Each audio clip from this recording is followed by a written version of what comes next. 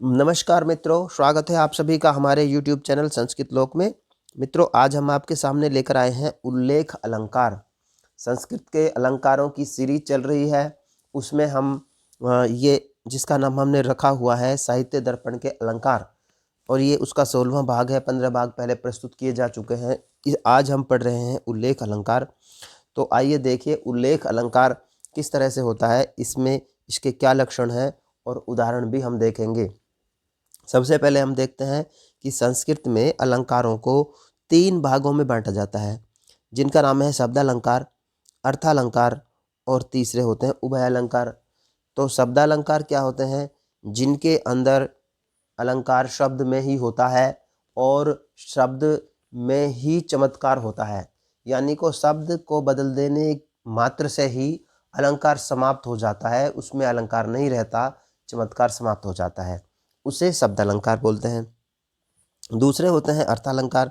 अब अर्थालंकार वो होते हैं जहाँ पर शब्द के अंदर चमत्कार ना होकर के अर्थ के अंदर चमत्कार होता है, और किसी भी शब्द को बदल देने से अलंकार समाप्त नहीं होता, चमत्कार समाप्त नहीं होता, उसी को हम अर्थालंकार कहते हैं। और आज का हमारा जो अलंकार है उल्लेख अलंकार, वो भी शब्दालंकारों अर्थालंकारों के अंतर्गत ही आता है, अर्थात उल्लेख अलंकारों को हम अर्थालंकार कह सकते हैं।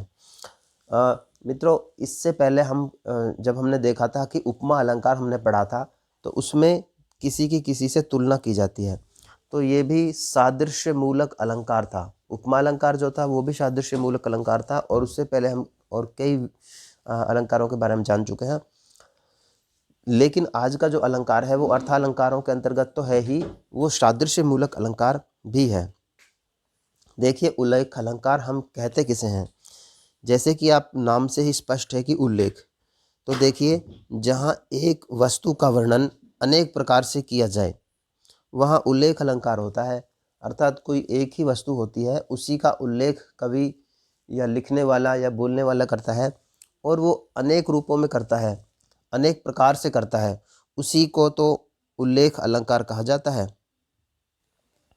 यानी कि यहाँ पर कोई भी एक वस्तु होती है, उसी का कई बार वर्णन किया जाता है, और हर बार वर्णन जो है अनेक प्रकार से किया जाता है, अलग अलग तरह से किया जाता है, इसीलिए इसको उल्लेख अलंकार कहते हैं।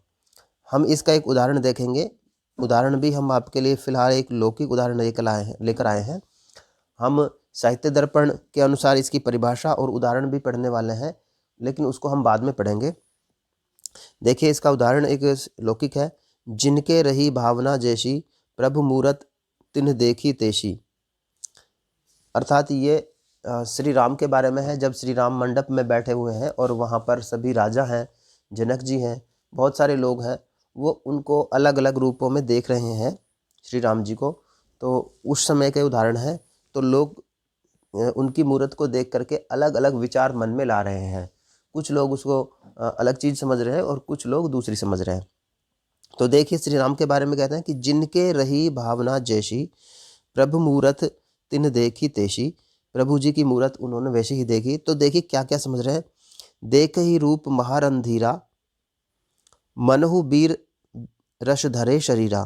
कह रहे कि जो वीर लोग हैं वो उनको कैसा समझ रहे हैं? वीर लोग उनको ऐसा समझ रहे हैं कि वीर रस ने ही शरीर को धारण कर लिया हो। तो ये लोग कैसे समझ रहे हैं? ये समझ रहे हैं वीर रस इनको। दूसरे कह रहे हैं, बिंदु सह प्रभु विराट दिशा, बहुमुख कर पग लोचन शीशा। जनक शीश अवलोक ही कैसे, सजन लगे प्रिय लाग ही जैसे। और जनक आदि जो हैं वो उनको कैसे समझ रहे हैं? जनक जी उनको कैसे समझ रहे हैं? अपने प्रिय की तरह समझ रहे हैं। ऊपर हमने देखा था कि वीर उनको कैसे समझ रहे हैं? वीर रस को समझ रहे हैं। जनक जी उनको अपना प्रिय समझ रहे हैं।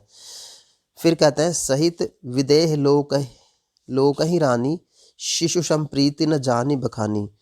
और रानियाँ उनको, माताएं उनको कैसे समझ रही हैं? उनको शिशु के समान समझ रही हैं। तो ये लोग कैसे समझ रहे हैं? शिशु के समान समझ रहे हैं।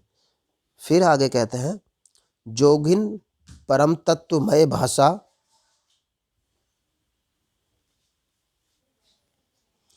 कहते हैं जोगिन परम तत्वमय भाषा, शांत बुद्ध शम सहज प्रकाशा। और जो ज्ञानी लोग हैं, जो संत लोग हैं, वो उनको कैसे समझ रहे हैं? वो उनको शांत और शुद्ध समझ रहे हैं। तो ये लोग शांत शुद्ध समझ रहे हैं। और हरि भगतन देखव दो भ्राता, इष्ट देव सम सुख दाता। और जो भक्त लोग हैं वो उनको इष्ट देव समझ रहे हैं। तो यहाँ पर देखिए, सबसे पहले इन लोगों ने समझा था उसको वीरों ने। उसके बाद हम देखते हैं कि जनक आदि ने उनको समझा कैसा? जनक आदि ने उनको प्रिय समझा। रानियों ने, माताओं ने उनको कैसे समझा? माताओं ने उनको शिशु के समान समझा। और इसके अलावा हमने देखा कि त्यागी तपस्वी लोगों ने उनको शांत रस की तरह समझा। तो इस तरह से यहाँ पर प्रभु राम तो एक ही है, लेकिन उनको देखने वाले लोग उनको अलग अलग तरह से देख रहे हैं, अलग अलग तरह से उनका उल्लेख कर रहे हैं। इसलिए इसको यहाँ पर उल्लेख अलंकार कहा जाता है। उल्लेख अलंकार। अब हम देखते हैं कि साहित्य दर्पण में इसकी परिभाषा क्या दी हुई है।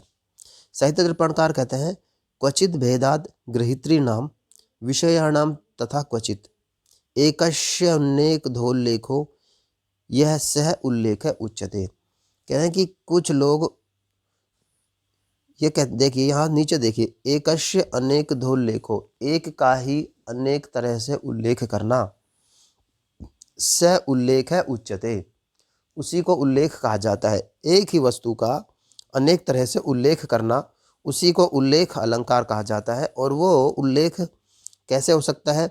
वो ग्रहित्री के भेद से हो सकता है, यानी कि बोलने वाले अलग अलग लोग हों तो वो अलग अलग तरह से बोल सकते हैं, या फिर अलग अलग विषय हो तब अलग अलग लोग अलग अलग तरह से बोल सकते हैं।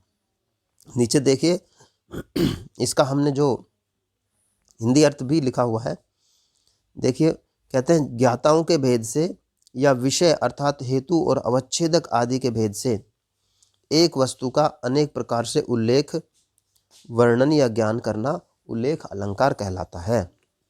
यानी कि फिर से देखिए, वो कहते हैं कि उल्लेख अलंकार किसे कहा जाता है? एकस्य अनेक धोल्लेखो। सबसे महत्वपूर्ण इसकी पंक्ति द्वितीय है।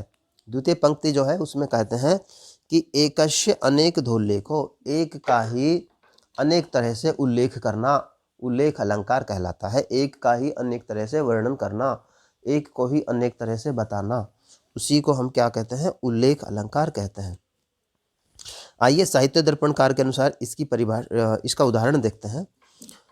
साहित्य दर्पण में लिखा हुआ है इसका उदाहरण, प्रिय इति गोप वधूभिः शिशुरिति वृद्धैरशीष इति देवैः नारायण इति भक्तैर ब्रह्मयोग इत्यादि योगिर भवदेव।